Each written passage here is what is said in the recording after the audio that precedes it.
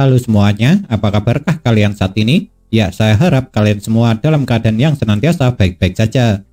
Manga Black Clover chapter ke-337 akhirnya rilis juga.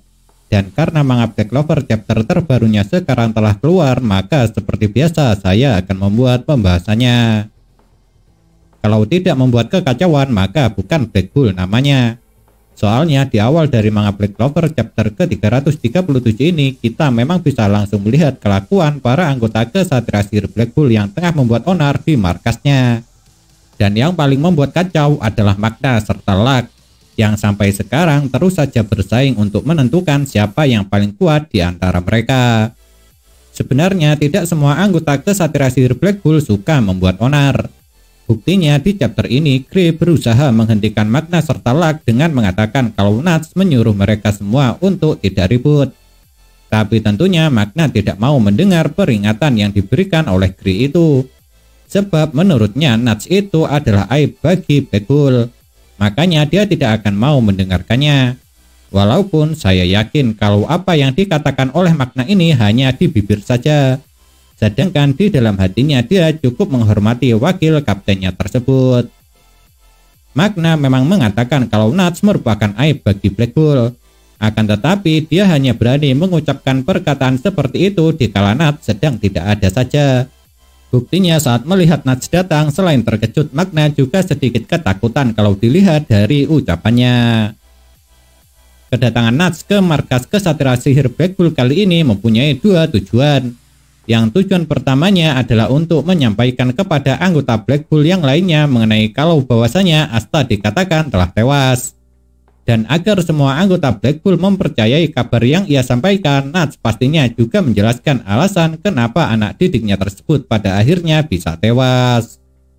Tentunya mendengar kabar yang dibawa oleh Nuts itu membuat semua orang sangatlah terkejut. Karena siapa yang tidak akan terkejut saat mendengar kalau salah satu sahabatnya tiba-tiba dikatakan telah tiada. Bahkan Magna saking terkejutnya sampai berucap kalau dia tidak akan memaafkannya jikalau Asta sampai mati sendirian. Dan kata-kata Magna itu membuktikan kalau hubungan mereka semua sangatlah dekat. Sampai-sampai mereka semua rela mati bersama dengan para sahabatnya. Memang benar apa yang dikatakan oleh Nuts ini telah berhasil membuat semua anggota Black Bull merasa sangat terpukul. Namun semua itu sepertinya sengaja dia lakukan agar tujuan keduanya dapat tercapai. Karena setelah mengatakan semua itu, Nuts berucap walaupun banyak yang menganggap kalau Asta telah tewas, namun dirinya sama sekali tidak mempercayainya. Karena Nuts baru akan percaya semua itu benar jika sudah melihat jasad Asta secara langsung dengan mata kepalanya sendiri. Yang menariknya, kata-kata Nuts ini berhasil membakar semangat para anggota Black Bull yang lainnya. Dan sekarang semua anggota Black Bull sepakat dan meyakini kalau Asta sebenarnya masih hidup. Oleh sebab itu, karena mereka semua sudah sepakat, Nuts pun melanjutkan rencananya, yaitu mengajak mereka semua untuk mencari keberadaan Asta. Dan anggota kesatria sihir Black Bull pun menyanggupinya dengan penuh semangat. Dan hal itu bisa terjadi lantaran Nuts telah berhasil menghidupkan api semangat di dalam tubuh mereka semua. Kalau anggota Black Bull saat ini tengah bersemangat mencari Asta, yang ingin mereka cari ternyata baru sadar dari pingsannya.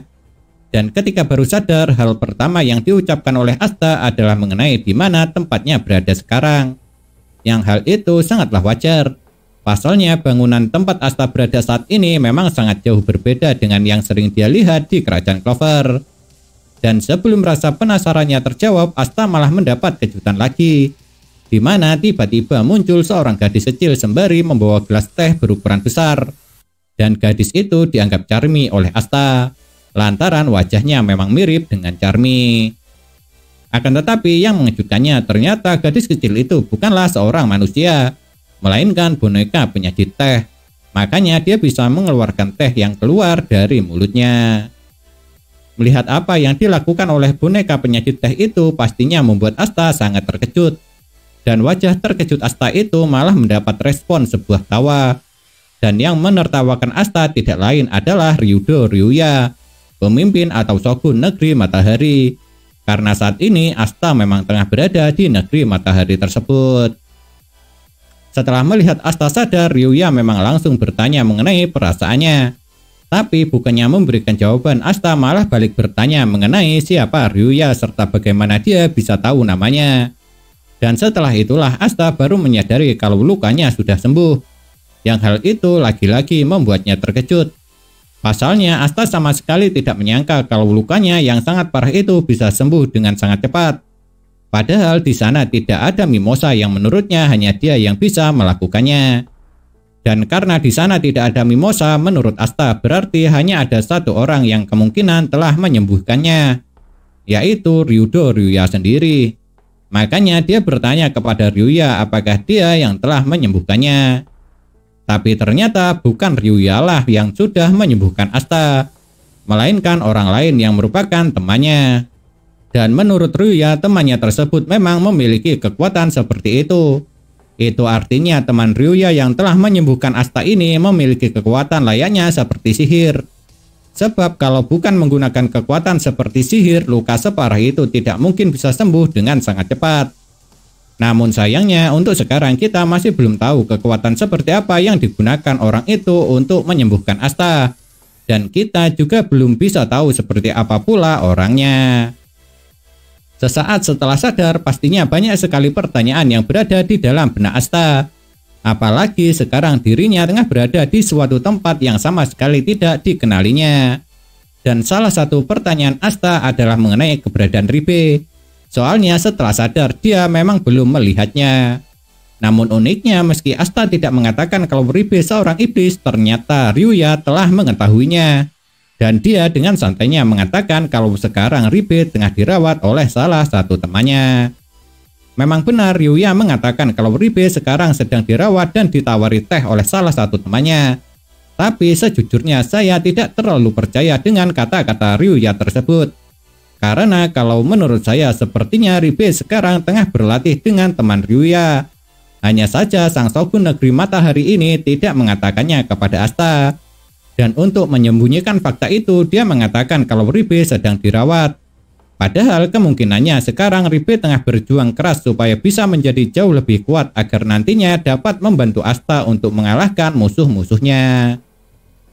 Asta tentunya sangat terkejut saat tahu kalau Ryuya mengetahui kalau Ribe merupakan seorang iblis. Namun karena dia merasa ki milik Ryuya bukanlah ki jahat, jadinya dia merasa tidak perlu lagi khawatir dengan keadaan Ribe saat ini. Tapi karena sebelumnya boneka penyakit teh mempunyai wajah yang mirip dengan Charmy, jadinya untuk memuaskan rasa penasarannya, akhirnya Asta memberanikan diri untuk bertanya kepada Ryuya apakah dia mengenal Charmy.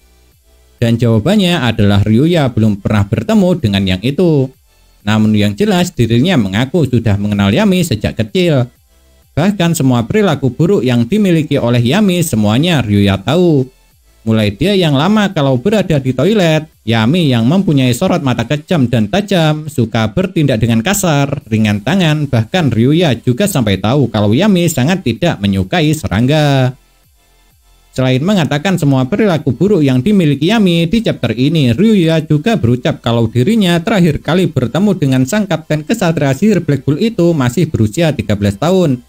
Itu artinya sudah selama 16 tahun lamanya mereka tidak berjumpa.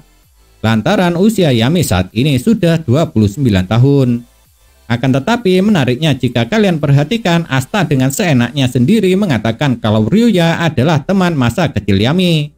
Padahal dia sendiri dalam hatinya juga berucap kalau ki milik Yami dengan Ryuya itu mirip. Itu berarti karena yang mengatakan Ryuya adalah teman masa kecil Yami adalah Asta, bisa saja sebenarnya mereka berdua malah bersaudara. Dan walaupun hal ini belum dijelaskan, bukti yang ada kalau menurut saya sudah lumayan kuat. Di mana Yami serta Ryuya kalau diperhatikan memang mempunyai wajah yang mirip. Dan bukti yang kedua adalah dilihat dari ki milik mereka. Sebab kalau Ryuya serta Yami tidak bersaudara, maka tidak mungkin ki mereka bisa mirip. Karena normalnya ki setiap orang pada dasarnya sangat berbeda. Dan kalau ada dua orang mempunyai kemiripan ki, itu berarti mereka berdua mempunyai hubungan darah atau bersaudara. Benarkah Yami serta Ryuya bersaudara? Bagaimanakah kalau menurut kalian? Ketika Asta serta Ryuya membahas Yami, ada satu orang yang diperlihatkan tidak suka. Yang itu bisa kalian lihat dari wajah orang tersebut. Dan meskipun untuk sekarang kita masih belum tahu siapa sebenarnya orang itu, namun karena dia berada di dekat Ryuya, itu berarti kemungkinannya dia juga mempunyai hubungan dengan Yami. Dan kalau kalian bertanya apa hubungannya dengan Yami, pastinya saya tidak tahu. Soalnya jangankan untuk tahu apa hubungannya dengan Yami, lawang namanya saja sekarang masih belum diberitahukan. Karena saking asiknya mengobrol, Asta sampai melupakan sesuatu yang amat penting, yaitu dirinya yang harus segera kembali ke kerajaan Clover. Namun melihat kecemasan pada wajah Asta, Ryuya malah menyarankan supaya jangan terburu-buru, sebab kondisinya sekarang memang belum sepenuhnya pulih. Akan tetapi menariknya, setelah menyarankan agar tidak terburu-buru, Ryuya malah mengatakan apa saja yang telah terjadi pada Asta sebelumnya ketika di kerajaan Clover. Mulai dari dirinya yang patah hati dan hampir dibunuh oleh Sister Lily, sampai pengkhianatan yang dilakukan oleh Julius juga diketahui oleh Ryuya. Dan mengejutkannya, ternyata alasan kenapa dia bisa mengetahui hal itu lantaran berkat mata kanannya. Sebab dengan menggunakan mata kanannya, Ryuya bisa melihat apapun yang dia mau. Makanya Shogun Negeri Matahari tersebut dapat mengetahui semua mengenai Asta. Namun bukan hanya itu saja kemampuan dari mata kanan Ryuya. Karena ternyata dengan kekuatan dari mata kanannya, dia juga dapat memprediksi kalau Asta pasti bakal kalah lagi jika dia kembali sekarang ke kerajaan Clover. Dengan kata lain, mata kanan milik Ryuya ini bisa digunakan untuk meramal masa depan sekaligus melihat masa lalu dari seseorang. Makanya dia bisa mengetahui semua yang terjadi pada Asta sebelumnya. Dan Ryuya juga bisa memprediksi kekalahan Asta kalau dia memutuskan untuk kembali sekarang. Asta tentunya sangat ingin segera kembali ke kerajaan Clover. Namun sayangnya karena sekarang dia tengah berada di negeri Matahari yang lokasinya cukup jauh dari kerajaan Clover, jadinya kalau hanya mengandalkan kekuatannya saja tidak mungkin Asta bakal bisa kembali. Oleh sebab itu, Ryuya menyarankan supaya Asta berlatih terlebih dulu supaya bisa menjadi lebih kuat lagi. Dan kemungkinan yang bakal melatih Asta ialah Ryuya sendiri. Lantaran yang tahu betul akan kondisi Asta saat ini di sana pastinya hanya sang Shogun Negeri Matahari itu sendiri. Oleh sebab itulah kalau menurut saya orang yang paling tepat untuk melatih Asta tidak lain adalah Ryuya. Kira-kira apakah yang akan dilatih Asta di negeri Matahari ini? Sejujurnya kalau menurut saya pribadi ada dua kemampuan yang dapat Asta pelajari di sini. Yang pertama adalah memperdalam penggunaan kekuatan Ki yang ia miliki. Pasalnya walaupun Asta sudah menguasai kekuatan Ki, tapi bisa dikatakan kalau kemampuannya masih berada pada tingkatan dasar. Dan di negeri inilah waktu yang paling tepat bagi Asta untuk mengasah kekuatan Ki-nya supaya menjadi lebih kuat. Karena bagaimanapun kemampuan Ki memang berasal dari negeri Matahari. Jadi seharusnya kalau Asta dilatih oleh orang-orang negeri ini, maka akan membuatnya jauh lebih ahli dalam menggunakan kekuatan Ki daripada sebelumnya. Dan kemampuan kedua yang dapat Asta pelajari jika berlatih di negeri Matahari adalah mempertajam teknik pedangnya. Soalnya negeri Matahari yang identik dengan Jepang dan samurai pastinya mempunyai banyak ahli pengguna pedang. Dan karena Asta juga bertarung dengan menggunakan pedang, maka para samurai adalah orang yang paling cocok untuk melatihnya. Dan orang yang sangat tepat sebagai guru Asta untuk melatih menggunakan Ki serta teknik pedang pastinya adalah Ryuya. Soalnya di negeri Matahari seharusnya dialah orang yang paling ahli dalam dua bidang tersebut. Makanya Ryuya bisa menjabat sebagai seorang shogun. Benarkah Ryuya akan menjadi guru Asta? Kalau benar, maka dia akan menjadi guru yang keempat. Lantaran guru pertama Asta adalah Pansel. Untuk guru keduanya yaitu Yami. Sedangkan guru ketiga Asta ialah Nats. Dan akan sekuat apakah nantinya setelah Asta berlatih di negeri Matahari?